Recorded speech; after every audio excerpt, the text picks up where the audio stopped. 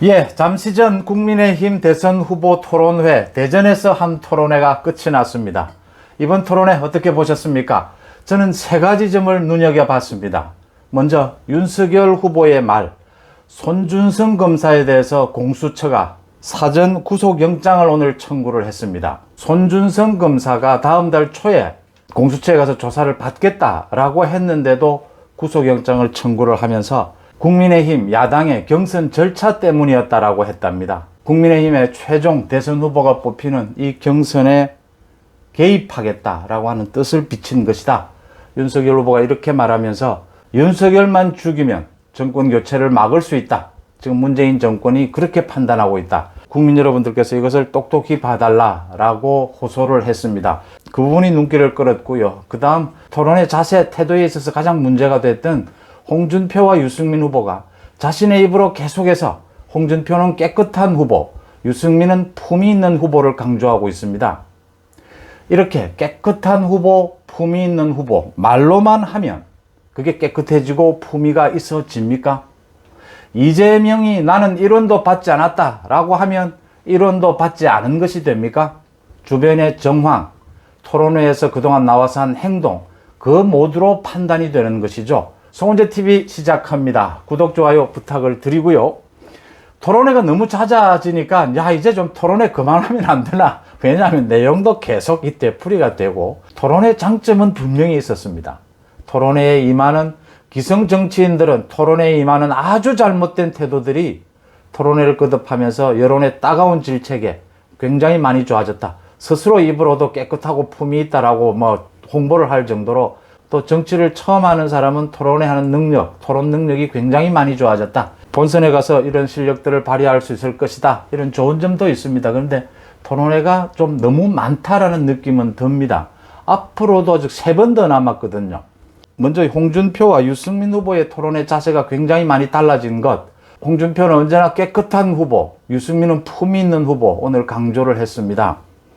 많은 청년들과 장년층, 경험이 많은 장년층의 차이가 있죠. 사람에 대한 평가를 할 때 청년들은 가급적이면 그 사람이 하는 말, 겉으로 드러난 것을 보고 직관적으로 많이 판단하려고 하죠. 하지만 이 장년층, 경험이 많은 장년층에서는 어떤 사람의 말을 듣거나 하면 그 사람이 지금까지 해왔던 그 사람의 어떤 경력을 살펴보고 그 말이 가지는 허점도 좀 살펴보고 이렇게 종합적으로 판단하는 그런 경향이 강하죠. 물론 개인차는 있습니다만 홍준표가 깨끗한 후보, 유승민이 품이 있는 후보를 계속 말하면 그게 깨끗해지고 품이 있어지느냐 하는 거죠.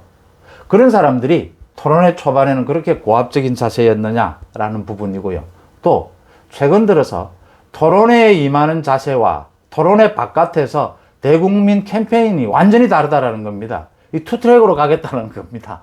토론회에서는 품이 있는 것처럼 행동하고 이렇게 이야기하면서도 토론회 바깥에 가서는 또 서슴없이 근거 없는 내부 총질을 일삼는 이런 식의 두 얼굴을 보이는 지점에 대해서 또 많은 사람들이 지적을 할 수밖에 없는 대목입니다. 윤석열 후보가 오늘 지적한 손준성 검사에 대해서 공수처가 만들어진 이후에 구속영장을 청구한 게 처음이라고 합니다. 이렇게 김웅에 대한 조사도 하지 않고 손준성이 11월 초에 출두하겠다라고 했는데도 불구하고 사전 구속영장을 청구를 하면서 왜 이렇게 서두르느냐에 대해서 손준성 검사에게 알린 내용이 경선 일정에 맞추기 위해서 어쩔 수 없었다. 오늘 토론회에서 윤석열 후보가 처음으로 밝힌 것입니다. 이 구속영장 청구에 대해서. 아직까지 구속영장 청구의 이 배경 충분히 짐작은 할 수 있지만 확실하게 밝힌 것은 윤석열 후보가 처음인데 다른 부분을 통해서도 확인할 대목인데 충분히 예측이 가능한 부분이죠. 그러니까 지금 문재인 정부 공수처가 소위 말하는 고발사주권을 가지고 국민의힘 경선에 개입하겠다. 윤석열 죽이기를 계속하겠다라는 걸 드러낸 셈입니다. 윤석열 후보가 오늘 이 말을 하면서 국민 여러분들께서 세심하게 좀 지켜봐 달라 이런 얘기를 한 부분, 이 부분 주목이 됩니다. 그 다음 또 한 가지 꼽으라면 원희룡 후보가 제기한 부분입니다. 그러니까 지금 많은 청년층들이 SNS에 올라온 글을 소개를 하면서 많은 청년층들이 분노하고 이제 분노를 넘어서서 그 포기하는 단계의 글 소개를 했죠. 그러니까 우리 사회가 앞으로 더 잘 살겠다, 더 잘 살게 해주겠다, 다 필요 없다. 지금이라도 모두 같이 잘 못 살았으면 좋겠다.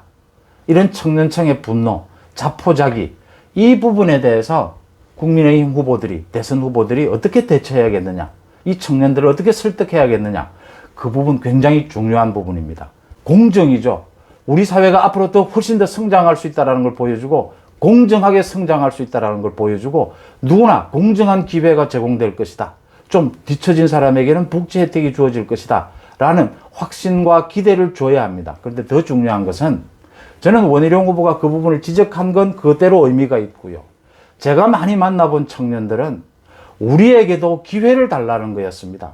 물론 분노하고 자포자기하기도 하지만 때로는, 전체적으로는 우리도 기성세대가 가졌던 발전할 수 있는, 열심히 노력하고 남들보다 더 뛰고 더 창의적이 되면 성장할 수 있고 돈도 많이 벌 수 있고 부자가 될 수 있는 그런 기회를 달라.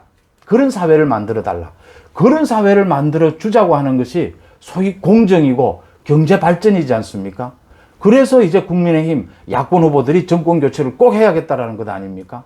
저는 많은 청년들이 자신에게 기회를 달라라는 그 표현을 분노로도 하고 또 기회를 달라라고 하는 설득력 있는 말로도 한다라고 생각합니다. 앞으로 국민의힘 후보들이 남은 토론회나 또 대국민 캠페인에 있어서 이런 청년들, 중도층을 향해서 설득력 있는 그런 목소리들을 많이 내면 좋겠다, 이런 생각을 했습니다.